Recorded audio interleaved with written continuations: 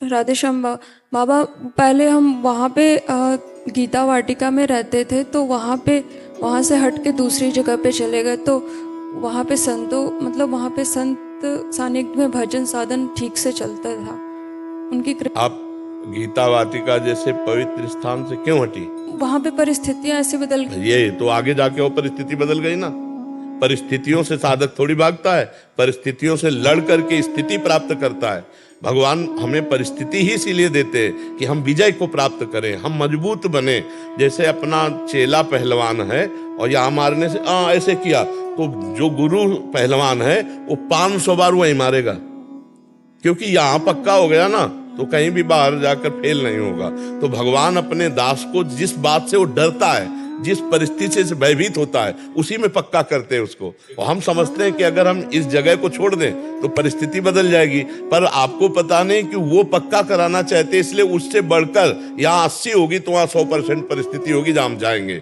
भगवान वहाँ आपको पक्का करना चाहते हैं। बच्चा, साधन मार्ग को समझना, भागने से पुष्ट नहीं होता, उसे लड़ना सीखे, लड़ना सीखे, हर परिस्थिति को सहना सीखे। मात्रा स्पर्शातु कौन्ते शीतोष्ण सुख दुखदा आगमा पाइनो अनित्यास्तास्तितिक्षस्व भारत। हे अर्जुन, ये आने जाने वाली परिस्थितियां हैं, इनको सहन करना चाहिए। अब देखो दूसरी जगह गई तो वहां दोष दृष्टि हुई, वहां और परेशानी हुई। 100 में कोई बिरला ऐसा होगा जो अपने मन और इंद्रियों से लड़के भगवान को प्राप्त करना चाहे, कोई दृढ़ निश्चय अलग। तो गीता वाटिका मुझे लगता है कि भगवान के परम प्रेमी भाई जी से हनुमान प्रसाद पोद्दार जी, पूज्य राधा बाबा, तो वहाँ जैसे एक मैया जी हैं, हाँ कमल दीदी, तो इन लोगों के सानिध्य में तो आपका पवित्र जीवन व्यतीत होता, क्योंकि वहाँ प्राय साधक अच्छी कोटि के। तो हमें कुछ वहाँ गड़बड़ लगा क्या तुम्हें? नहीं महाराज जी, वहाँ पे सत्संग छूट गया, तो यहाँ पे अलग वहाँ एक भागवतिक वातावरण मिलता था, तो फिर वो छूट। नहीं नहीं नहीं नहीं, मेरी प्रार्थना है कि समय बहुत विचित्र है, इसलिए एकांत हो जाइए, शांत हो जाइए, भीड़ भाड़ से बचिए और किसी ऐसे जगह आश्रय लीजिए जहाँ कोई बाधा नहीं। मुझे लगता है गीता वाटिका में कोई बाधा नहीं, क्योंकि ऐसे महापुरुषों का वो सुरक्षित स्थान है और वहाँ सखी भी भजन करती है।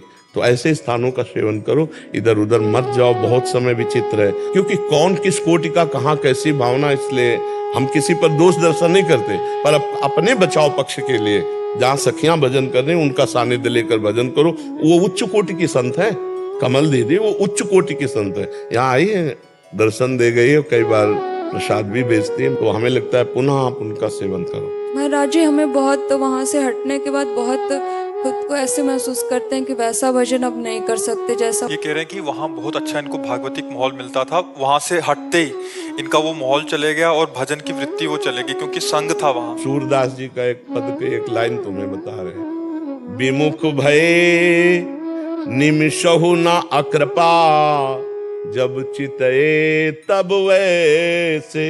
हमारे प्रभु का स्वभाव, अगर जीव अपनी करने से विमुख हो जाए और फिर लौट कर देखे तो वैसे वो प्यार दुलार करते मिलते हैं, कभी अकृपा नहीं। फिर लगो उससे ज्यादा जोर का भजन करो। कैसी बात करती हो, क्या वो स्थिति नहीं आएगी? कैसे नहीं आएगी, हर स्थिति को हम प्राप्त करेंगे, भगवान के अंश हैं। अभी तो जीवन की श्वासें पता नहीं कितनी है, हम वही स्थिति प्राप्त, हम ये कभी निराशा, हम अपने जितने भी संगी हैं, हम निराशा शब्द से उनको नहीं परिचय होने देते। 100 बार गिरे उठ, फिर खड़ा और चल और रौंद, अपने लक्ष्य को प्राप्त कर। ये गिरना और निराश होना, हताश होना, ये हमारे जीवन में नहीं, बिल्कुल नहीं। हर कष्ट है, बढ़ते रहो, कदम आगे बढ़ाते रहो, बिल्कुल राइट टाइम उठना, राइट टाइम अपनी दिनचर्या करना, किसी भी तरह से परास्त न होना। बुखार है तो भी चलो, हमको पकड़ो, 2 लोग ले चलो, हमको नहीं, हम हमारी दिनचर्या, हमारा भगवान है, हम अपनी दिनचर्या में बिल्कुल ऐसे इसमें जिद्दी स्वभाव, इसमें परिपक्व स्वभाव, इसमें मिट जाने का स्वभाव।